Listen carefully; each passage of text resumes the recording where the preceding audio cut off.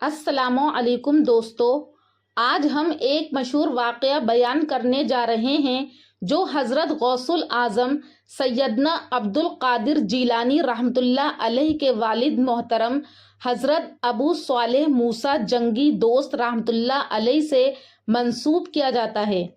یہ واقعہ اسلامی کتابوں میں بطور مناقب یعنی بزرگان دین کے فضائل و حکایات میں ذکر کیا گیا ہے۔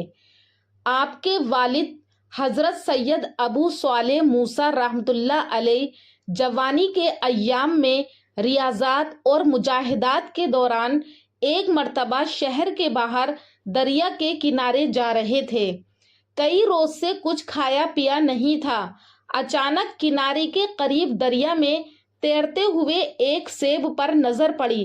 آپ نے وہ سیب اٹھا کر کھا لیا۔ کھانے کے بعد خیال پیدا ہوا کہ نہ جانے کس کا سیب تھا۔ یہ سیب کسی کے باغ کا ہے، شاید یہ پانی میں گر گیا ہو۔ میرا بغیر اجازت اس سیب کو کھانا درست نہیں۔ خوف خدا سے یہ سب سوچ کر کانپ اٹھے۔ جو میں نے بغیر اجازت سیب کھا لیا ہے، تو اسی پریشانی کے عالم میں سیب کے مالک کی تلاش میں دریا کے کنارے کنارے چل پڑے۔ کچھ دور پہنچے تو دریا کے کنارے ایک باغ نظر آیا جس کے درختوں سے پکے ہوئے سیب دریا کے پانی پر لٹکے ہوئے تھے۔ آپ سمجھ گئے کہ وہ سیب انہی درختوں کا تھا۔ دریافت کرنے پر معلوم ہوا کہ یہ باغ حضرت سید عبداللہ سومئی رحمۃ اللہ علیہ کا ہے، لہٰذا ان کی خدمت میں حاضر ہو کر بلا اجازت سیب کھا لینے کی معافی چاہی۔ تو حضرت عبداللہ سومئی چونکہ خود اللہ کے خاص بندوں میں سے تھے، سمجھ گئے کہ یہ انتہائی صالح نوجوان ہیں، چنانچہ فرمایا کہ اتنے عرصے باغ کی رکھوالی کرو، پھر تمہاری معافی پر غور کیا جائے گا۔ حضرت ابو صالح رحمۃ اللہ علیہ نے مقررہ مدت تک بڑی دیانتداری کے ساتھ یہ خدمت سر انجام دی اور پھر معافی کے طلبگار ہوئے۔ تو حضرت عبداللہ سومئی رحمۃ اللہ علیہ نے فرمایا کہ ابھی ایک شرط باقی ہے، وہ یہ کہ میری ایک بیٹی ہے، آنکھوں سے اندھی ہے، کانوں سے بہری ہے، منہ سے گونگی ہے، پاؤں سے لنگڑی ہے۔ اگر تم اس سے نکاح کر لو تو میں تمہیں معافی دے دوں گا۔ حضرت ابو صالح رحمۃ اللہ علیہ نے منظور کر لیا۔ نکاح کے بعد جب اپنے حجرہ عروسی میں قدم رکھا تو اپنی بیوی کو تمام عیبوں سے پاک پایا اور ساتھ ہی دیکھا کہ وہ بہت زیادہ خوبصورت ہیں، تو خیال ہوا کہ شاید یہ کوئی اور لڑکی ہے۔ گھبرا کر کمرے سے باہر نکل آئے۔ اسی وقت حضرت عبداللہ سومئی رحمۃ اللہ علیہ کے پاس پہنچے اور اپنی پریشانی بیان کی۔ تو حضرت عبداللہ سومئی رحمۃ اللہ علیہ نے فرمایا کہ اے شہزادے، یہی تمہاری بیوی ہے۔ میں نے جو اس کی صفات بیان کی تھی وہ سب صحیح ہیں۔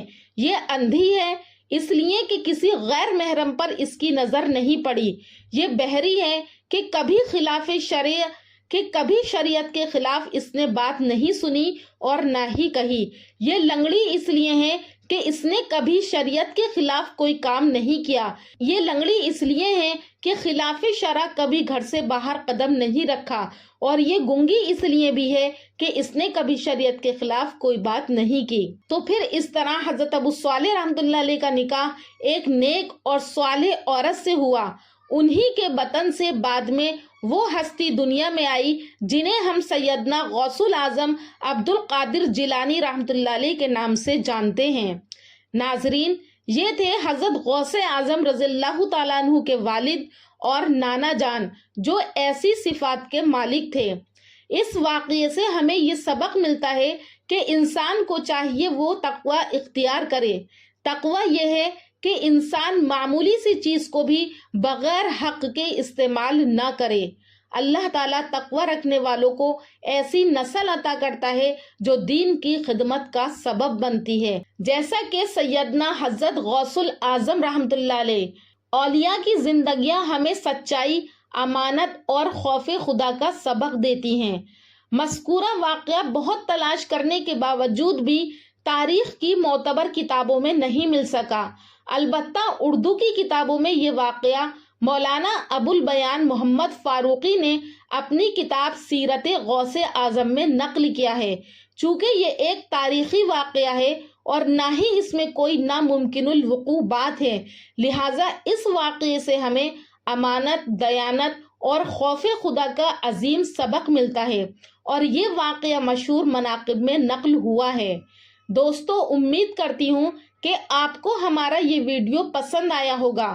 اللہ تبارک و تعالیٰ سے دعا ہے کہ اللہ تعالیٰ ہمیں بھی امانت، دیانت اور خوف خدا نصیب فرمائے۔ ناظرین، اگر آپ کو ہمارا ویڈیو پسند آیا ہو تو ہمارے چینل نوری اسلامک ٹیوبر کو ضرور سبسکرائب کریں، کامنٹ سیکشن میں اپنی رائے کا اظہار کریں۔ انشاءاللہ پھر ملاقات کروں گی اگلی ویڈیو میں ایک اچھے ٹاپک کے ساتھ۔ تب تک کے لیے اللہ حافظ۔